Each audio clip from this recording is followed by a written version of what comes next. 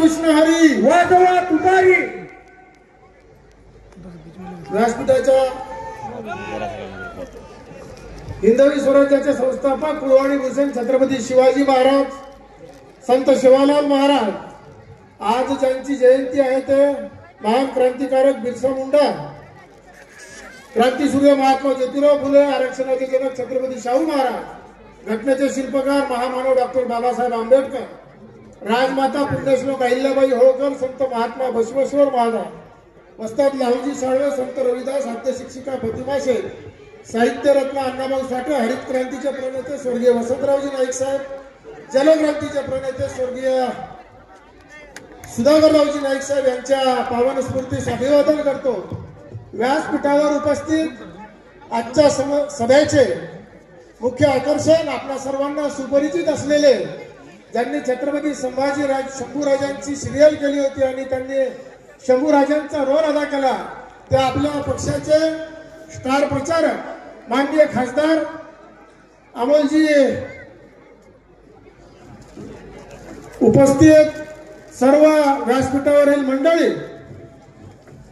मित्रांनो, आपल्याला कल्पना आहे की येत्या 20 तारखेला पुसद विधानसभेची निवडणूक होऊ घातलेली आहे आणि या निवडणुकीमध्ये मी महाविकास आघाडीतर्फे, महाविकास आघाडीचा घटक पक्ष असलेल्या राष्ट्रवादी शरदचंद्र पवार या पक्षातर्फे अधिकृत उमेदवार आहे.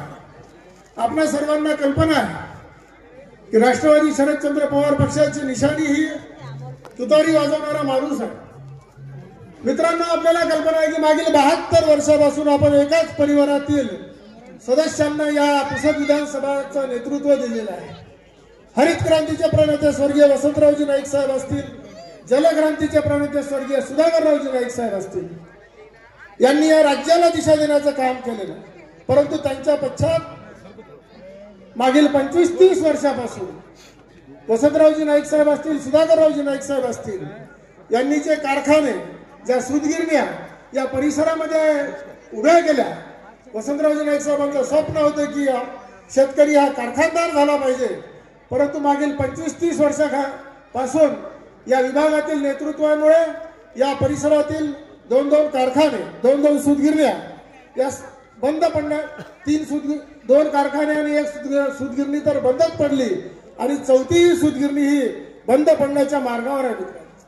पुसद विधानसभेचा दौरा करत असताना असं लक्षात आलं, स्वातंत्र्याला 75 वर्ष झाली, एका घराण्याच्या सत्तेला 72 वर्ष झाली, परंतु ग्रामीण भागात अमोलजी, मी तुम्हाला सांगू इच्छितो, काही आदिवासी वाड्या अशा आहेत की त्या आदिवासी वाड्यांमध्ये 75 वर्षानंतर सुद्धा एसटी बस गेलेली नाही.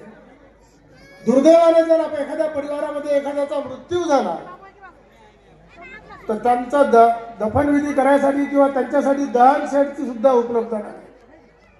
आम्ही लहान होतो, आम्ही लहानपणापासून ऐकत होतो, 84-85 4थी-5वी वर्गात असो आम्ही, त्यावेळेस पासून आम्ही या परिसरातील माळ पठारावरील 42 गावांचा पाण्याचा लिफ्ट इरिगेशनचा प्रश्न ऐकत होतो, त्याचे आंदोलन ऐकत होतो. आज 40 वर्षे होऊन गेले तरी 40